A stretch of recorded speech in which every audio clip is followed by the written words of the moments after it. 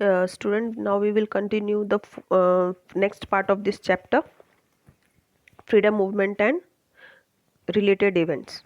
Okay, last part में हमने पढ़ा था मुस्लिम लीग के फॉर्मेशन के बारे में. ठीक है, कि मुस्लिम लीग का फॉर्मेशन हो चुका था और जो पूरा देश था दो कम्युनल पार्टीज में डिवाइड हो चुकी थी. कांग्रेस जो हिंदुओं की पार्टी थी, मुस्लिम लीग जो मुस्लिम्स की पार्टी थी. हालांकि जो मिडिल क्लास मुस्लिम्स थे वो अभी भी कांग्रेस के साथ थे, लेकिन जो इन्फ्लुएंस था मुस्लिम लीग का, कम्युनल पॉलिटिक्स का जो इन्फ्लुएंस था वो पूरे देश पर हो रहा था. नाउ आज हम पढ़ेंगे development of communal politics. Morley Minto reforms जो 1909 में हुआ था, यहीं से कम्युनल इलेक्शन की शुरुआत हो गई थी कम्युनल सिस्टम में. मुस्लिम वोटर्स के लिए एक सेपरेट इलेक्शन सिस्टम बनाया गया 1912 से 1924 के बीच में. जो मुस्लिम्स का नेशनलिस्ट मुस्लिम्स का इन्फ्लुएंस था वो मुस्लिम लीग पर बना रहा.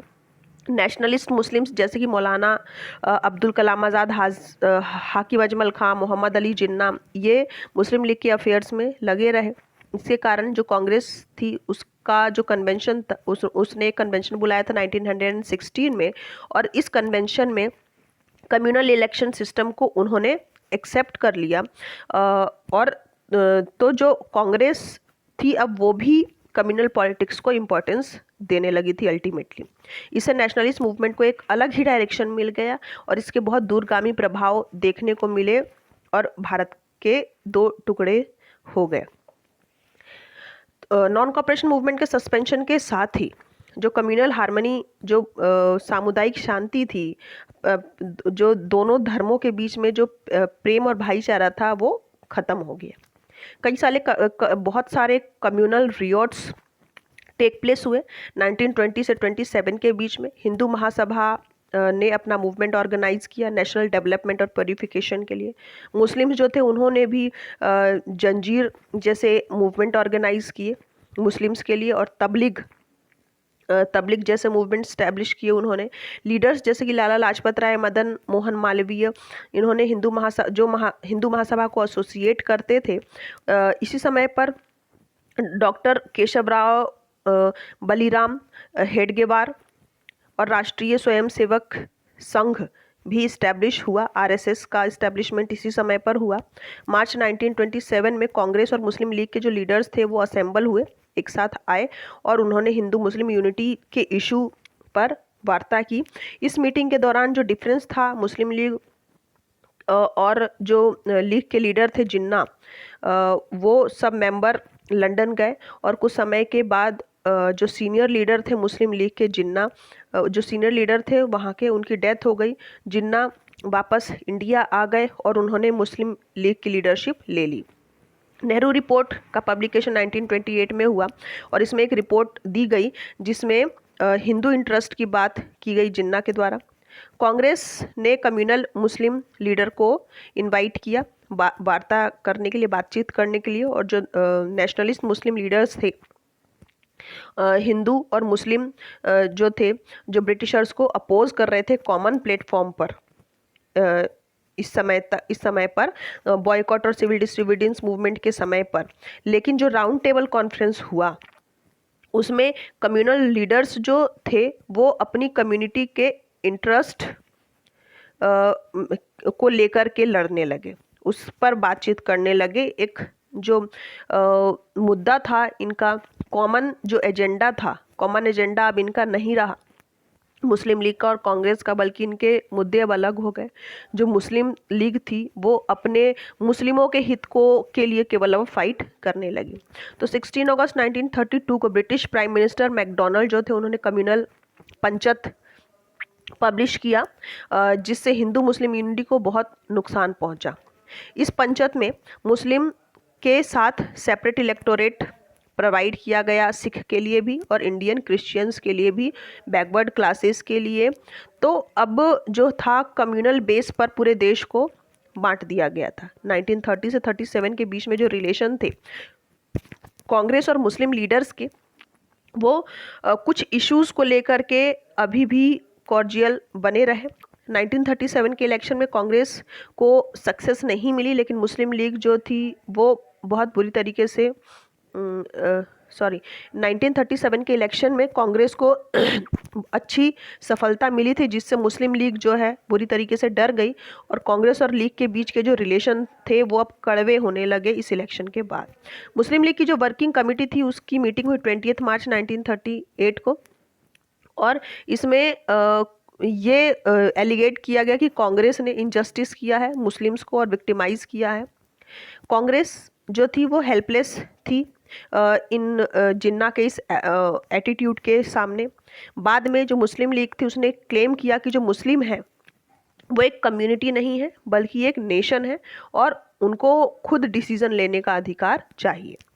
3 सितंबर 1939 में सेकेंड वर्ल्ड वॉर स्टार्ट हो गया और ब्रिटिश गवर्नमेंट बिना कांग्रेस कैबिनेट मिनिस्टर्स की सहमति लिए, उनको बिना कॉन्फिडेंस में लिए इंडिया को वॉर में एसोसिएट कर दिया।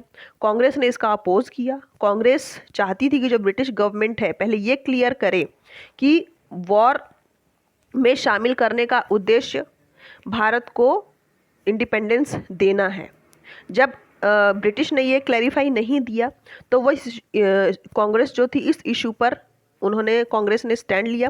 जो कांग्रेस कैबिनेट के मिनिस्टर थे उन्होंने उसके 8 मिनिस्टर्स ने रिज़ाइन कर दिया। जिन्ना इस इंसिडेंट से बहुत खुश हुए और जिन्ना की कॉल पर मुस्लिम लीग ने 22 दिसंबर 1939 को लिबरेशन डे के रूप में सेलिब्रेट किया या ऑब्जर्व किया उस डे को। फिर है demand for Pakistan by league. Separate nation का जो आइडिया था, पाकिस्तान जो था, पाकिस्तान को बनाने की जो बात थी वो मुस्लिम लीडर ने की और ये धीरे धीरे उनके दिमाग में पहले से था और ये धीरे धीरे डेवलप हो रहा था। इलाहाबाद कन्वेंशन जब हुआ मुस्लिम लीग का 1930 में, वहाँ पर डॉक्टर मोहम्मद इकबाल जो थे पाकिस्तान के फॉर्मेशन के आइडिया को वो लेकर के आए थे। इस आइडिया में जो एक सेपरेट नेशन पाकिस्तान बनाने की जो बात थी वो ऑल मुस्लिम्स को लेकर के थी। इसके अकॉर्डिंग जो इंग्लिश एनसाइक्लोपीडिया है उसमें पाकिस्तान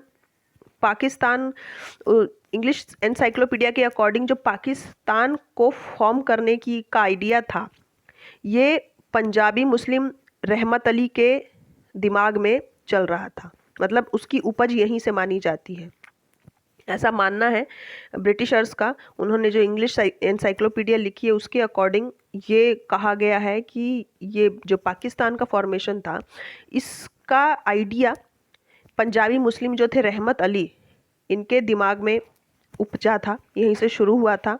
जल्द ही जो नेशनलिस्ट थे मिस्टर जिन्ना वो अल्टीमेटली कम्युनल बन गए और अक्टूबर 1938 में उन्होंने 2 नेशंस की डिमांड की। 1941 में मुस्लिम लीग अपने मैड्रास कन्वेंशन में पाकिस्तान के फॉर्मेशन की बात इन्होंने रखी और ये उनका इम्पोर्टेंट ऑब्जेक्टिव बन गया। 1942 में क्रिप्स मिशन भारत आया जिसने पाकिस्तान के क्लेम को सपोर्ट किया और इसने फायर में फ्यूल की तरह काम किया, आग में घी का काम किया। तो अब जो कांग्रेस थी उसने इस पार्टीशन को रोकने की बहुत कोशिश की पर ऐसा नहीं हो पाया। Then partition of India. Second world war के समय पर कांग्रेस जो थी वो कॉपरेट करना चाहती थी ब्रिटिश रूल के साथ। वो चाहती थी कि जो मिस्टर चर्चिल हैं ब्रिटिश प्राइम मिनिस्टर वो अटलांटिक चार्टर के लिए एप्लीकेबल हों और इंडिया के लिए भी, और वो एक डिक्लेरेशन करना चाहती थी और इंडिया को फ्रीडम देने के लिए। चर्चिल जो थे वो विलिंग नहीं थे, वो नहीं चाहते थे ऐसा अनाउंसमेंट करना, और जिसका रिजल्ट ये हुआ कि जो 2 पार्टीज़ थी उनके बीच में जो बातचीत थी उसमें रुकावट आई। इनिशियली जो पोजीशन थी ब्रिटिश की वॉर में, सेकेंड वर्ल्ड वॉर में, वो अच्छी नहीं थी। जापान जो साउथ ईस्ट एशिया में था वो ज़्यादा स्ट्रॉन्ग हो रहा था इस वॉर में। तो कुछ ऐसे सर्कमस्टेंसेस बने कि चर्चिल जो थे इंडिया का कोऑपरेशन चाहते थे इस वॉर में और उन्हें ये डिक्लेरेशन सर स्टैफर्ड क्रिप्स को भेजना पड़ा इंडिया में इस डिक्लेरेशन के लिए। फिर Cripps mission, sir Stafford Cripps जो थे वो इंडिया में क्रिप्स मिशन लेकर के आए 22 मार्च 1942 को, और उन्होंने जो लीडर्स थे पॉलिटिकल पार्टीज़ के, जितने ही प्रोमिनेंट पॉलिटिकल पार्टीज़ थी इंडिया में उनके लीडर्स के साथ डिस्कशन किया और क्रिप्स ने ये प्रपोजल रखा कि 2 पार्ट्स होंगे प्रपोजल, उनके प्रपोजल जो था उसके दो पार्ट्स थे। प्रपोजल जो था वो वॉर के दौरान एप्लीकेबल होगा और वॉर के बाद जो दूसरा जो पोस्ट जो था वो प्रपोजल वो वॉर के बाद होगा, है ना। कांग्रेस जो थी सेटिस्फाइड नहीं थी इस प्रपोजल से, क्योंकि ये जो प्रपोजल था इसमें इंडिपेंडेंस की बात नहीं की गई थी और कांग्रेस की डिमांड थी टोटल इंडिपेंडेंस। तो जो लीग थी वो भी सेटिस्फाइड नहीं थी, क्योंकि इसमें कुछ भी पाकिस्तान, एक सेपरेट पाकिस्तान बनाने का डिमांड जो उन्होंने रखा था उसके लिए कुछ भी क्लियरली मेंशन नहीं किया गया था। तो कांग्रेस और लीग, सिख हिंदू महासभा और जो बैकवर्ड क्लास थे ये सब भी अग्री नहीं थे इस प्रपोजल से। जो लॉर्ड वेवल फिर आए 1943 में as a governor general. Wavell जो थे वो इस इशू को सॉल्व करना चाहते थे। जो प्लान था, क्लियर इंडिकेशन था जो उनके सामने रखा गया था कि जो ब्रिटिश रूल है वो अपना पॉलिटिकल डेडलॉक एंड करना चाहती है और पॉजिटिव स्टेप लेना चाहती है इस डायरेक्शन में। फिर इंडियन लीडर्स का एक कॉन्फ्रेंस ऑर्गेनाइज किया गया शिमला में 25 जून 1945 को, और वेवल के सामने इसमें डेलिब्रेट किया गया अपने प्लान, उन्होंने अपने प्लान रखा।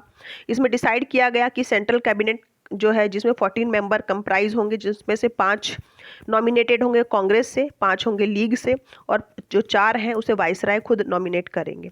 वाइसराय ने कांग्रेस को रिक्वेस्ट किया और लीग से, मुस्लिम लीग से रिक्वेस्ट किया कि वो 8 से 12 नाम उनको प्रपोज करें। जो लिस्ट थी कांग्रेस की उसमें 2 मुस्लिम भी थे। जिन्ना चाहते थे कि जो मुस्लिम रिप्रेजेंटेटिव्स हैं वो केवल जो मुस्लिम रिप्रेजेंटेटिव्स हैं वो केवल लीग से जाएं, है ना। तो रीज़न जो था, जिन्ना जो ये चाहते थे वो ये प्रूव करना चाहते कि कांग्रेस हिंदू ऑर्गेनाइजेशन है और इसमें मुस्लिमों के लिए कोई जगह नहीं है, और जो लीग है उसमें केवल मुस्लिम्स को ही रिप्रेजेंट करती है ये ऑर्गेनाइजेशन। ये प्रूव करना चाहते थे जिन्ना। तो जो लीग था, मुस्लिम लीग था, उसका नॉन कॉपरेशन रहा शिमला कॉन्फ्रेंस में। इसके कारण ये कॉन्फ्रेंस फेल हो गया और जो वेवल थे इसके लिए जिम्मेदार माने गए।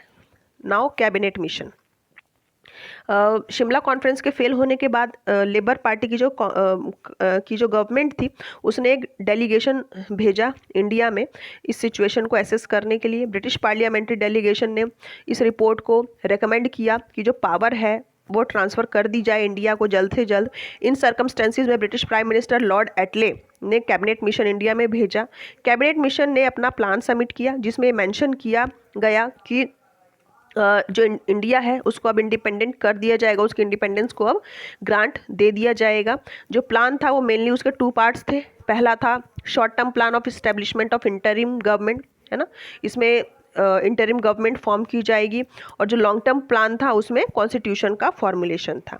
तो 6 अगस्त 1946 को वाइसराय ने रिक्वेस्ट किया ऑल इंडिया कांग्रेस के प्रेसिडेंट से, जो जवाहरलाल नेहरू थे, कि वो जो इंटरिम गवर्नमेंट का फॉर्मुलेशन है उसको एक्सटेंड करें।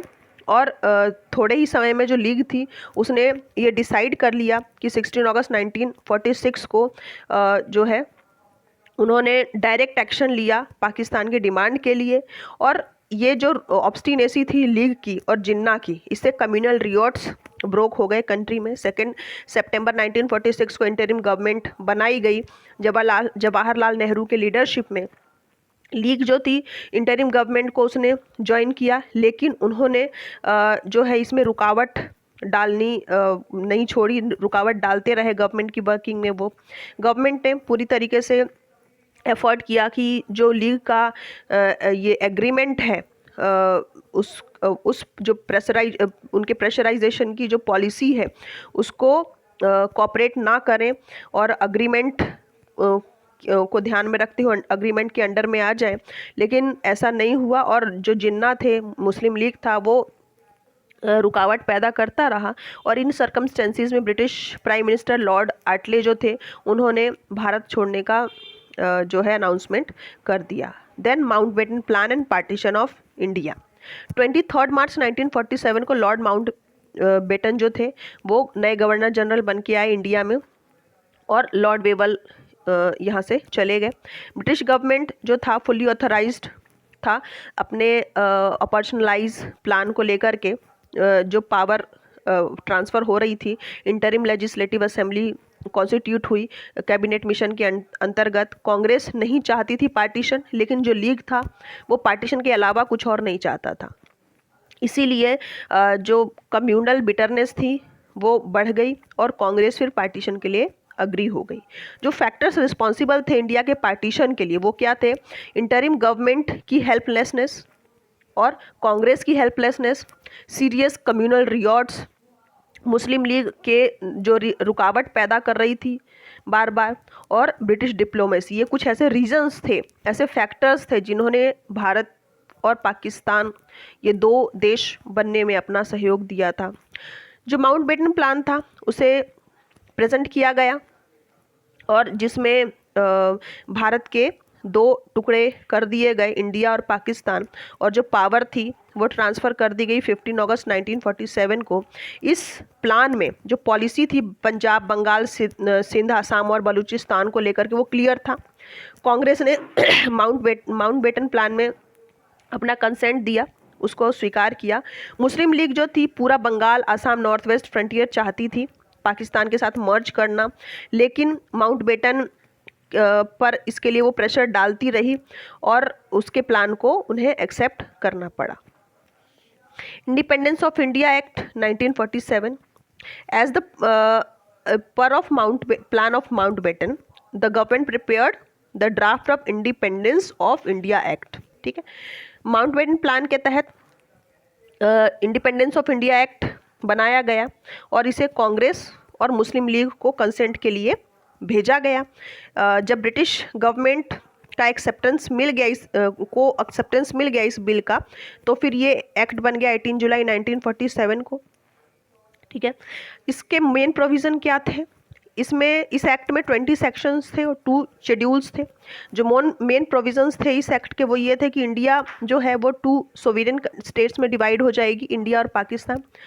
जो रिस्पॉन्सिबिलिटी है गवर्नमेंट ऑफ इंडिया की उसे इंडियन लीडर्स को हैंड ओवर कर दिया जाएगा।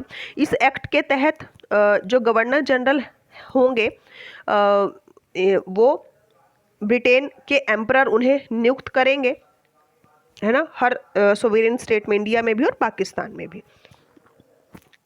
दोनों ही कंट्री जो है इंडिया और पाकिस्तान दोनों के बॉर्डर्स डिसाइड कर दिए गए और उसमें ये भी स्टेट किया गया कि बंगाल, पंजाब और असम ये भी डिवाइडेड होंगे और उनके जो बॉर्डर्स हैं वो भी डिमार्केटेड किए गए प्लेबिसाइट के बेसिस पर।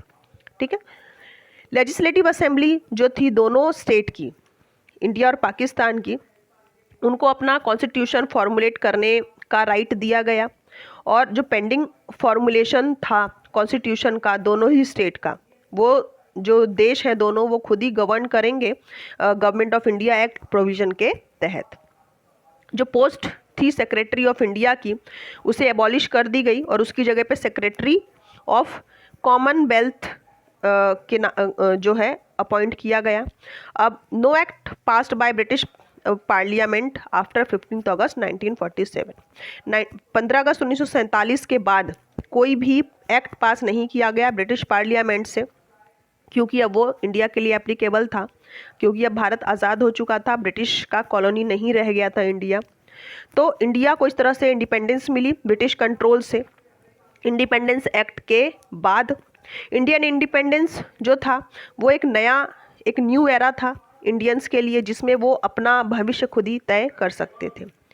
14 और 15 अगस्त की मिडनाइट को 14 अगस्त की मिडनाइट को एक स्पेशल सेशन बुलाया गया कॉन्स्टिट्यूएंट असेंबली के लिए, जो दिल्ली में हेल्ड किया गया। इस सेशन में इंडिया के इंडिपेंडेंस को डिक्लेयर कर दिया गया और इंडिया अब ब्रिटिश कॉमनवेल्थ का एक मेंबर बन गया। लॉर्ड माउंटबेटन जो हैं आज़ाद भारत के पहले जो थे गवर्नर जनरल नियुक्त किए गए। अब है modalities of partition. 2 commission appoint किए गए ब्रिटिश गवर्नमेंट के तहत, जिसमें पंजाब और बंगाल की पार्टीशनिंग पर वर्क किया गया 30 जून 1947 को। चेयरमैन जो थे इस कमीशन के वो थे सर साइरिल रेडक्लिफ। उन्हें बहुत सारी प्रॉब्लम्स फेस करनी पड़ी इनके बॉर्डर्स को जो है डिमार्क करने में। 18 अगस्त 1947 में रेडक्लिफ जो थे उन्होंने अपना डिसीजन दिया बंगाल और पंजाब के डिवीज़न पर। अकॉर्डिंगली इट वॉज इम्प्लीमेंटेड, इसके अकॉर्डिंग उसको फिर इम्प्लीमेंट भी किया गया। रेडक्लिफ के प्लान के अंतर्गत जो ईस्ट बंगाल था और वेस्ट पंजाब का जो एरिया था वो पाकिस्तान के पास चला गया, और North waste Frontier Provinces Sylhet, Baluchistan और सिंध उन्होंने पाकिस्तान के साथ रहना एग्री कर लिया। अब है merger of the state.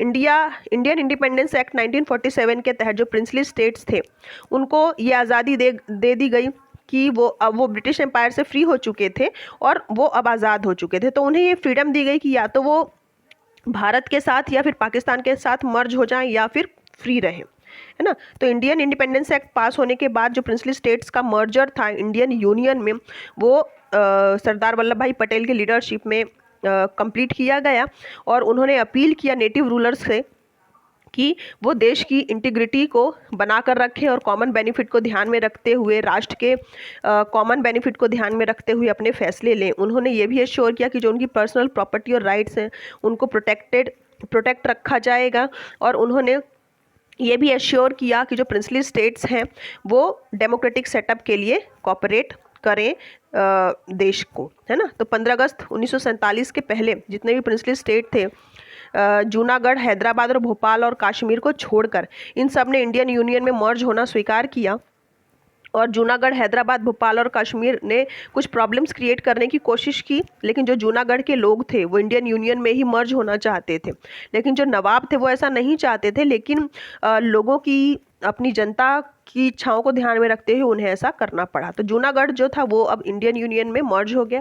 Hyderabad के निज़ाम जो थे वो भी इंडियन यूनियन में मर्ज होना नहीं चाहते थे, इसीलिए जो स्ट्रिक्ट एक्शन लिया गया उनके अगेंस्ट हैदराबाद की जो आर्मी